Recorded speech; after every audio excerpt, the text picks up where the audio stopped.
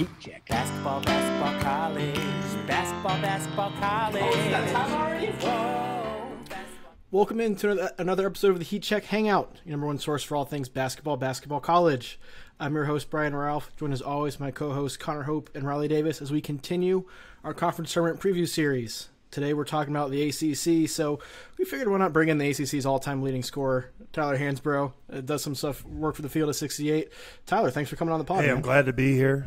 It's a big week. So I'm glad to be joining you guys.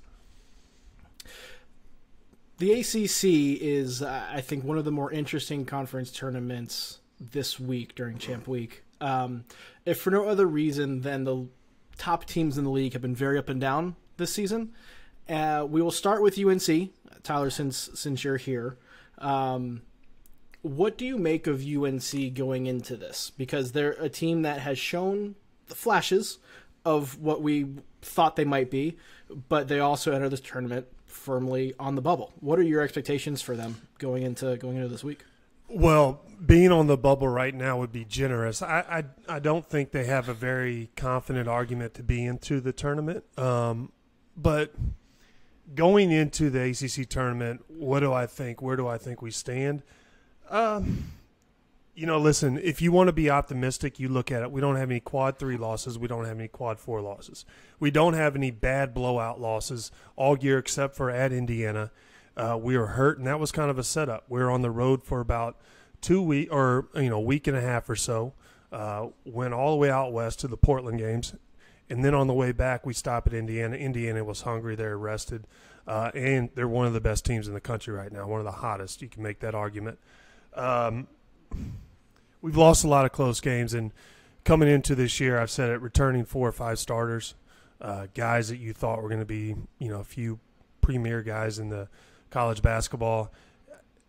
We've underwhelmed, and that's just being honest. I can't come on here and lie. But it's not over yet. I'm going to choose to be optimistic. They have a chance. They can play with anybody. And this team can get hot. And this team plays well when they have their backs against the wall. They didn't handle success well. They didn't handle the expectations well. If I was going to say, could they win the ACC tournament? I think they could. It's certainly wide open, and UNC has the talent to do so. They got the 7 seed in the bracket, Riley. They'll start play on Wednesday, the second round. Tournament starts on Tuesday with 3 matchups of, we'll just say less than stellar teams that perform that way during the season. It'll culminate championship Saturday night. Looking ahead for UNC, though, Riley, before we move on, they're in that 7 spot. They'll face the winner of Boston College with Louisville. What do you think they need to do, or how far do they need to go in order to make their case to be on the right side of the bubble? Mm-hmm. Yeah, well, first, I'm just going to address that Tuesday slate of games. For all intents and purposes, you might as well say the ACC tournament starts on Wednesday, because that Tuesday slate, if you watch that, go outside, touch some grass, do anything other than watch basketball that day. That's going to be some ugly games. It pains my heart to be saying this about my conference, but those games don't even belong on True TV. They don't even belong on I'm sure, Tyler, you've probably experienced this as an ACC fan when you see the dreaded ACCNX for when a game is on, the ACC Network X, where it's the Bermuda Triangle of networks have to find that locally and regionally. These games don't even deserve to be on that. So I'm glad we can focus primarily on the Wednesday games. But about my Tar Heels, man, I think they at least got to get past. I think they got to get to the championship game to have a shot at getting in. You look at that along the way, they'd have to beat Virginia and get another, Q1 win on a neutral. I haven't looked at Clemson's net, but I would assume that's Q2 on a neutral right now. So I guess we'd probably prefer for NC State to be there, just to give them another Q1 win. And historically, what Carolina's done to NC State, I can't imagine, even though Roy Williams isn't there anymore, I can't imagine this UNC team is going to let NC State keep it out of the tournament. So I feel pretty confident about that. So I think they at least got to get to the championship game to be feeling pretty good about their chances to get off the bubble. Well, they're not the only team in the ACC on the bubble. You look at the 3 of the top 4 seeds at least. Miami, Duke, Virginia, all pretty safely in. Outside of that, though, Clemson, Pitt, NC State are also in that bubble conversation. Some on the right side, some not on the right side, Connor. I'll start with you, but of that group, Clemson, NC State, and Pitt, who do you feel most confident in? We can look forward to the NCAA tournament as well, but particularly about the ACC tournament, who do you feel most confident in? Probably NC State. I like their draw. I think Clemson, of those top seeds, of those top 4 seeds, is the most vulnerable. And look, if there's one player in the ACC that's going to feel slighted, it's Terquavion Smith, because he should have been first team all conference, got that second team. And, I think he's going to, have a good draw. Look, they get probably the toughest matchup in that first game of those teams with one bye. Virginia Tech, I think, could give NC State some issues with their offense if they're hitting their shots. But look, I think NC State probably beats Clemson. Do they beat whoever's on the other side of that Clemson game? I don't think so. But the way Pitt's been playing lately, I don't have any confidence in them after they presumably win against Florida State and Georgia Tech. And like I said, Clemson, I've been off Clemson. You guys know this for a while. I think they're the beneficiary of close wins, but not necessarily elite play. And so I'm riding NC State to win that matchup if it happens. Tyler, I'll pose the same question to you. That group of 3, Pitt, NC State, and Clemson, who do you like the most, and who do you think ends up helping themselves the most in terms of their bubble case? Well, who do I like the most out of those 3? I got to go NC State. I'm with you, and I like DJ Burns as well. And to me, I think DJ Burns makes NC State go. Sometimes he's a great passer. He passes out of the post. He has soft hands. He is a unit. And the guards, Terquavion Smith, once he gets going, if they get hot, they could easily win it. But if I look at those other three teams, other 2 teams, Pitt, their net ranking's 58. Clemson, their net ranking's 61. We have a higher net ranking UNC than both those teams. So if I'm actually taking into consideration the net, which is put out by the NCAA, it's tough to, those are quad two games on a neutral court. And so, it really, to me, it doesn't really make sense how, some of these nets are kind of figured out. Clemson has a quad 4 loss. Like I said, that's pretty catastrophic to a resume. Let's see here. Does Pitt have one too? I got it right in front of me. We'll leave out that quad 4 loss was to South Carolina. We won't mention that on this podcast at all. They gave it to Kentucky too, which I love. Quad 3B. But, yeah, oh yeah. Quad 3B loss, not quad 4. That's fine. No, I like NC State out of all these. They have the highest net. And I also think the eye test, Terquavion Smith can really get it going, and DJ Burns. I like those 2, so I got to roll with NC State. Yeah, and I got Jarkel to weigh in. I know we're gonna go Jarkel Joyner here, Riley, right?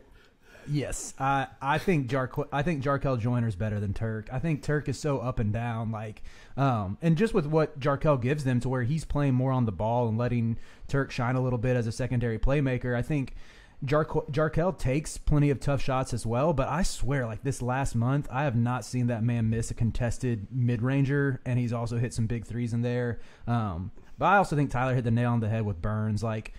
He's pretty much unguardable in this conference, and if you throw double teams at him, I didn't realize at Winthrop that was ever part of his game to pass like that out of doubles. And when you have Jarkel spaced out there, you got Casey Morsell spaced out there. You got a lot of weapons that can knock him down and make you pay. But even with NC State, I get why people would be enticed by them. For me, this might sound kind of like a hater. Part of me does feel like good things don't happen to NC State, which makes me think that they're not going to win this tournament. Every NC State fan listening to this just nodded in agreement and was like, "Yes." It just doesn't But I also do want to give a little bit of love to Pitt. I know they've been playing pretty poorly down the stretch and have had some close losses, but I just feel like Pitt is so freaking tough. They are full of gritty dudes who are all like 25 years old. You got Federico, who's a pretty good rim protector. You got Jamarius Burton, who is pretty money in isolation situations where he's just going to back you down, post you up, and get a bucket. Like Nike Sabande coming off the bench, who's a good shooter. I like their makeup and I like their toughness to where in a tournament setting like this, I mean, we'll get to dark horse picks eventually, and that might be mine. But I like that they're able to grind out tough wins, which a lot of times in tournament situations you see the game slow down. Before we get to dark horses, I want to continue. I'm just going to jump in here. Right, I was just referring to Turk Smith's already retweeting and commenting and liking comments about him deserving the first team all-conference. So you know he's going to come in with a chip on his shoulder. Yeah. Like he's going to play angry. And okay. Yeah.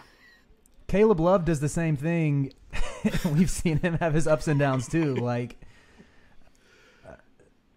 I don't think it's a guarantee that his petty likes is going to lead to a big output. It doesn't have to be an actual. Yeah, it doesn't have to be an actual slate. It just has to be a perceived slate. If he takes it that way and gets motivation from that, that's all you need. That's all you need. Before we get into those dark horse picks, I want to talk more about some of the individual players that can make this. I'll be remiss if I don't mention that there's nothing more fun than watching DJ Burns back somebody down from the three-point line, because what NC State will do is throw him the ball on the wing and just clear out the entire side of the court, and he will back somebody down from the three-point line. It is hilarious and awesome. But Tyler, looking elsewhere, who were some players that you think are going to really shape this tournament? For me, and this isn't a secret, watching Filipowski in person, I think and Duke has kind of had some injuries all year. I mean, Roach has kind of been out dealing with some things. Lively's kind of coming along. Man, if Filipowski plays like he did against the Tar Heels this weekend, I could see Duke walking away with this ACC Tournament championship. And they have a reputation for doing that, right? I mean, it seems like Duke really puts a lot of emphasis on the conference championship, and they've really hung their hats on it and just kind of gotten by with, just being subpar in regular season play. But, yeah, I think Duke, to me, if those guys, if they keep rounding out and play well, I could see them winning it. I really like Miami, though. I think their guards, Isaiah Wong, and then you have Jordan Miller. Those guys, to me, are two keys. They're veterans. They went to the Elite Eight last year. I think they got Miller out of the transfer pool, though. But Isaiah Wong, I thought he was deserving of ACC Player of the Year. I've seen him play multiple times. He does not force it. He passes it. He lets the game come to him. He gets his teammates involved. I really like that. And anytime they need a bucket, it seems like he comes through for him, especially when it's under out of bounds. I don't know how many times I have to watch him hit that corner short line jump shot with short clock when the ball's under their basket. No one ever guards it. It's amazing to me. But no, those guys that get going, I think they could walk away with the tournament, Miami or Duke. Connor, how about for you? I mean, I bank on point guard play. You know this, when it comes to March, I think point guard play is where it starts. Obviously, this is the year of the big men are all the rage, but you still have to look at point guards. And while you, me, Riley, I'm sure Tyler don't necessarily look at Kihei Clark and think elite point guard, he needs to be on for Virginia to win this. Yes. Like he is the critical piece to Virginia's ability to win this tournament. And so if you're looking at one player who, as he goes, the team will go offensively and as a team at this point, it's Kihei Clark. But I also want to throw in apparent ACC Player of the Year contender Jeremy Roach as another guard that will need to. He received a vote. The single vote he got. That's the wrong vote. Duke guard. That is the wrong Duke guard to hype up. Well, who's the right Duke guard? Tyrese Proctor. I think Proctor is really freaking good. Like, super sound defensively.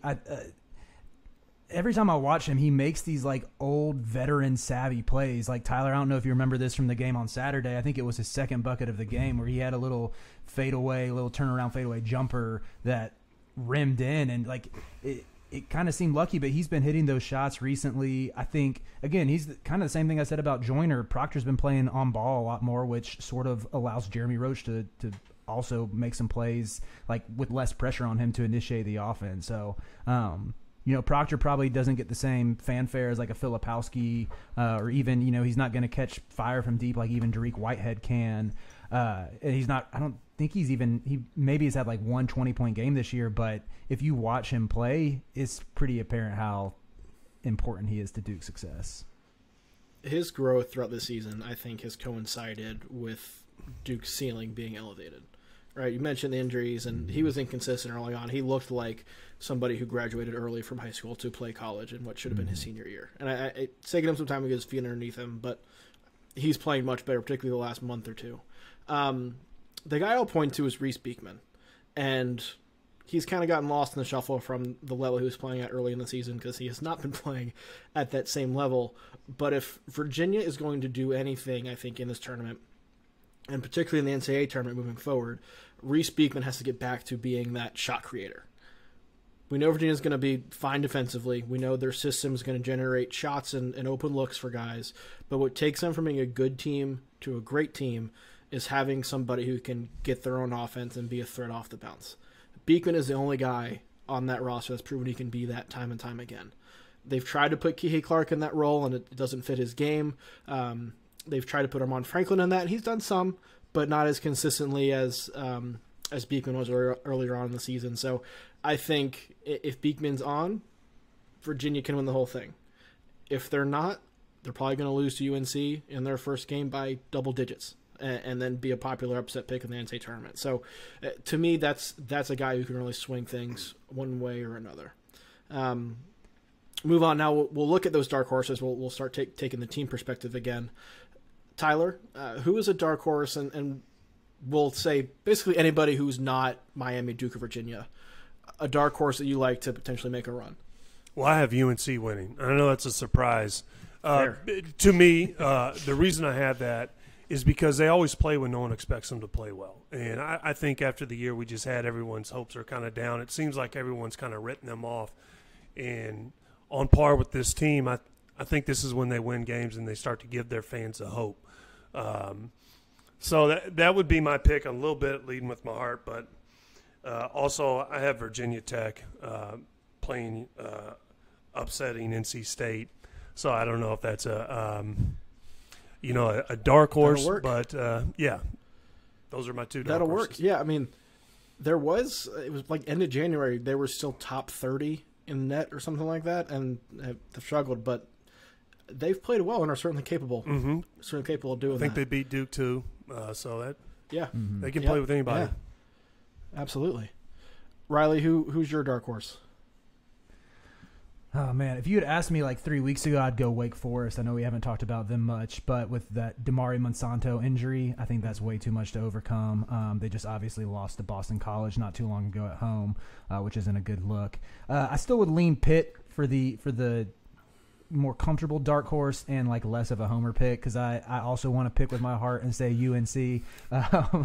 Kind of surprised. I do also have to add RJ Davis has been playing incredibly recently. He's 8 for 16 from 3 his last 3 games, and I think if UNC wants to win this tournament, we've been saying all season that Armando needs to touch the ball on every single possession. RJ Davis needs to touch the ball on every single possession as well. Like, they got to play through him. They got to have him be the one to initiate and work the ball through him and Armando, and hopefully get back to the two-man game that was working pretty smoothly through the early part of conference play. Baycott would draw the double.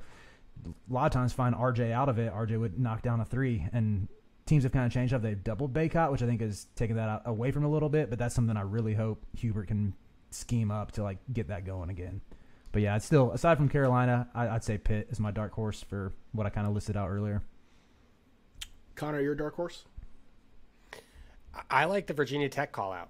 I think we're still so focused on that 7-game losing streak at the beginning of conference play that we've overlooked a win against Duke, a win against Virginia, a win against Pitt. I know you sprinkle in the Georgia Tech and the Boston College losses in there, but what we saw last year with Virginia Tech is what could happen this year, which is if they get hot from 3, you've got Couture, you've got Basili. Like, if they get hot from 3, that's a team that I don't think any team in the ACC will want to face. So do I think it will happen? No. But if one of those first round teams is going to make a run in this tournament, it's going to be Virginia Tech. Yeah, they might be the only team playing on Tuesday that has a pulse. You know. Hey, don't count out Notre Dame and Mike Bray. Mike Bray, once he taking shots at Jameson, I love that. I love that. Yeah. It's the best. He deserves it. I mean, he deserves his flowers.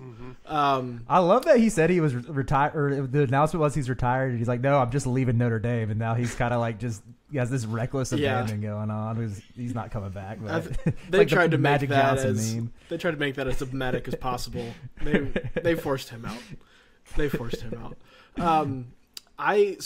My dark horse is kind of going to lump into my champion bowl prediction. I'll do all those.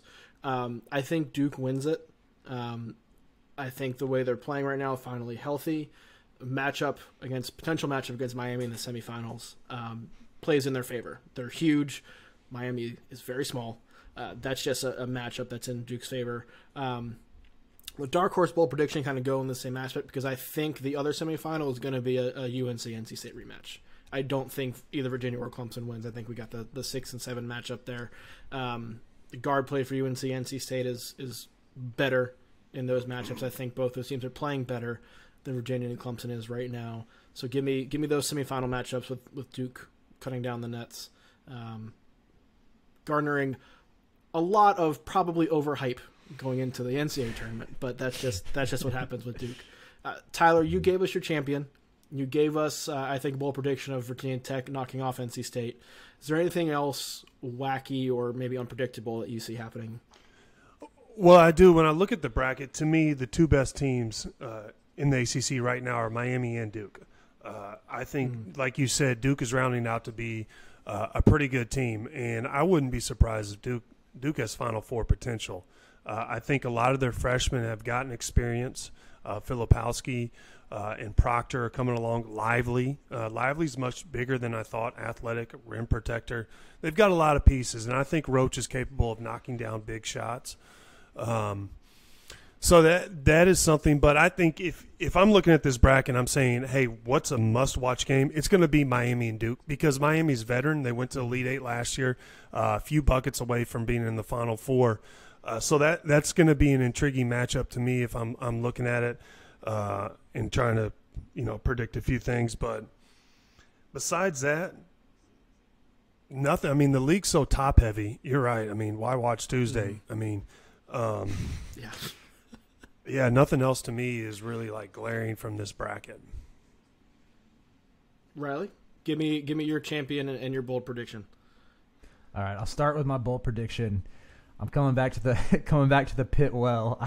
I don't know why. If I just am like conflating my view, my view of Pitt is conflated because they beat Carolina twice this year, and I had to watch one of those games in person. But my bold prediction is Fede Federico is going to get 7 blocks en route to a. Hey, you said bold, Brian. I'm going bold. En route to a Pitt upset over Duke in that second round game. As far as a championship, I like Miami to get it done.